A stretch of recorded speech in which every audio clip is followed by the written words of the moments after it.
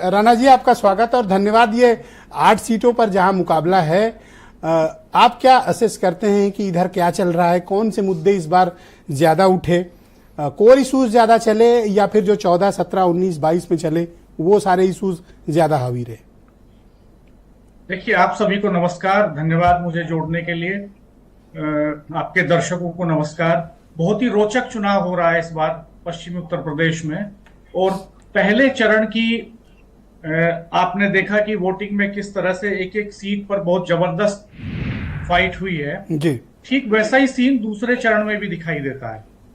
और अगर हम सीटवार बात करें तो मेरठ में रियल लाइफ के राम को लेकर के आई बीजेपी और उन्होंने इशू बनाने की कोशिश की, इसको उनकी छवि को भुनाने की कोशिश की, मंदिर मुद्दे को भुनाने की कोशिश की। यहां मेरठ में रैली करके गए थे प्रधानमंत्री मोदी, उन्होंने अपने भाषण में भी इसको मुद्दा बनाने की कोशिश की और हर दांव चला बीजेपी ने जो वो चल सकते थे। चूंकि 2014 में मुजफ्फरनगर दंगे के बाद की हवा थी तो ध्रुवीकरण बहुत तेजी से हुआ था और 2019 में पुलवामा के बाद बहुत तेजी से ध्रुवीकरण हुआ था। लेकिन इस बार यहां इन 8 सीटों पर भी दूसरे चरण में भी चुनाव जातियों में बटा हुआ दिखाई देता है। आप अभी जिक्र कर रहे थे कि एक जाति का विरोध भाजपा को लेकर है। ठीक इसी तरह से अलग अलग जातियों के समीकरण अगर हम देखते हैं तो अलग अलग जातियों में खांचों में, जैसे एक शेर है जिसमें कहा गया था कि साहब छतें भी हिंदू मुसलमान हो गई। तो पहली बार सर मैं एक एक करके आपसे पूछ लेता हूं। आप मुझे बताएं, जो बीजेपी का कोर वोटर है, अपर कास्ट वोट, ये बीजेपी के साथ इंटैक्ट हैं? इसमें देखिए, आप देख रहे हैं ठाकुरों में तो बिखराव साफ नजर आ रहा है। उनकी नाराजगी दिखाई दे रही है, उनकी पंचायतें लगातार हुई हैं जी। और जो वोटिंग प्रतिशत जिस हिसाब से कम हुआ है उसमें भी ये माना जा रहा है कि इसका नुकसान भी जो है वो कहीं ना कहीं भारतीय जनता पार्टी को तो ही है। वैश्य, त्यागी और गुर्जर ये किधर जाएंगे?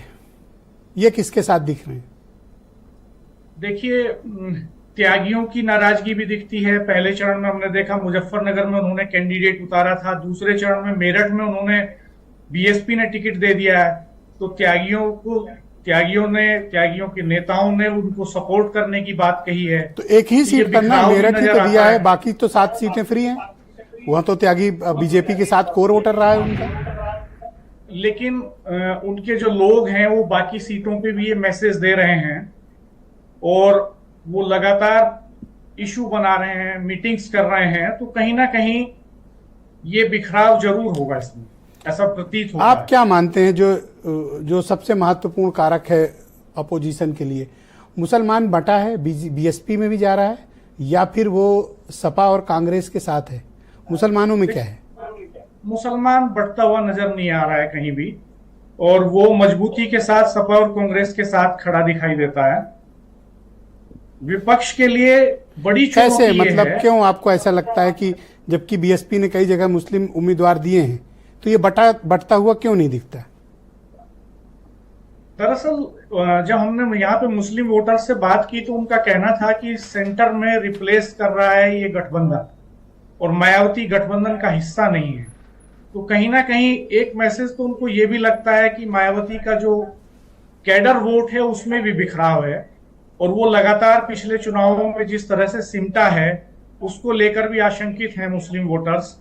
उन्हें लगता है कि अगर उनके वोट के साथ एसपी कांग्रेस के गठबंधन का कोर वोट जुड़ता है और प्रत्याशी की जाति का वोट जुड़ता है तो एक मजबूत स्थिति बनती है।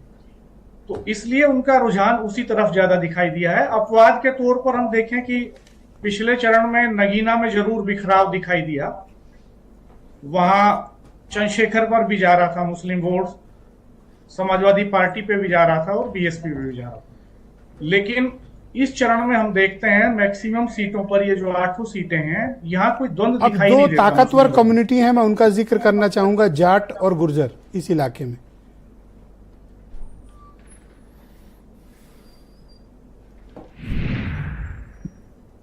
जाटों का रुझान आरएलडी के गठबंधन की वजह से काफी फर्क पड़ा है, भाजपा की तरफ बढ़ा है उनका रुझान। हालांकि एक हिस्सा मुजफ्फरनगर दंगे के बाद से 30-40% जाट वोटर पहले ही भाजपा की तरफ चला गया था।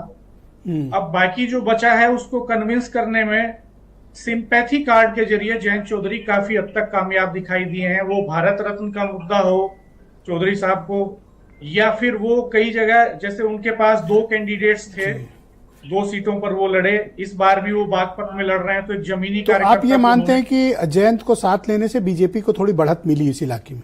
निश्चित तौर पर। ऑल राइट, शुक्रिया सर, हमारे साथ जुड़े रहिएगा। दूसरे चरण में आपसे बाकी विषय